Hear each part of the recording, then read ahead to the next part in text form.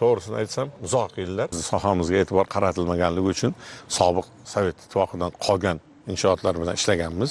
E'tibor bo'lmasa qanchalik darajada orqada soha qolib ketganligini ko'rib turibmiz. Mana endi hurmatli yurtboshimizni mana bizni sohamizga qilgan e'tiborlarini qanchalik darajada men sizga raqamlarda aytib o'taman. Sirdaryo viloyatiga 2015-yil, 16-yilda aytaylik, ichimlik suv uchun ajratilgan mablag' o'sha payt 180 yo 220 million bo'lgan bo'lsa, bugungi kunda faqat respublika byudjetining o'zidan 200 milliard pul ajratildi.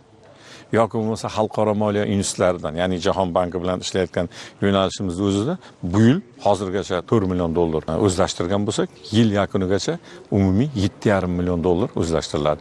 Ana endi 2015-yildagi e'tibor bilan 2025-yildagi e'tiborni ko'ryapsizmi? Foizlarda emas, karralarda oshib chiqyapti. Hurmatli yurtboshimizni bizni sohamizga qaratgan e'tiborlari sohada umuman xalqimizda shu ichimlik suv va oqova suvdan muammo bo'lmasligi uchun 16-yilda oxiri bilan 61% aholi markazlashgan ichimlik suv bilan respublikada ta'minlangan bo'lsa, bugungi kunda mana 1-oktyabr 2025-yilga kelib bu ko'rsatkich 82% ga chiqdi. Agarda mazkur bizning sohamizga hurmatli yurtboshimizning e'tibori bo'lmaganda yoki bo'lmasa biz sohamiz shunday aytgan summalarimiz darajasida mablag' ajratib kelganda bugungi ahvolimiz bilasizmi? Nima bo'lardi?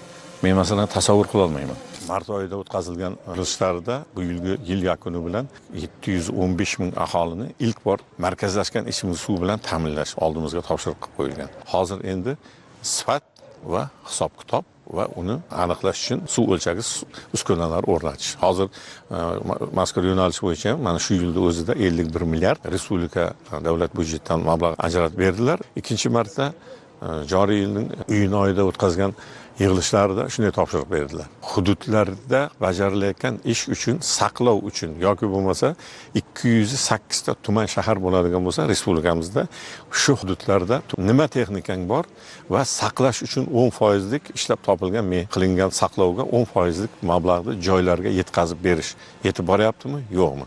Aytaylik, biz yurtboshimizni aynan aniq berilgan topshiriqlar bo'yicha gapiradigan bo'lsam, 208 ta tuman shaharimizni, hatto anklav tuman sanaladigan Farg'ona viloyatining So'x tumani, So'x tumaniga ham biz minimum darajamiz nima bo'lishi kerak deb sanaymiz.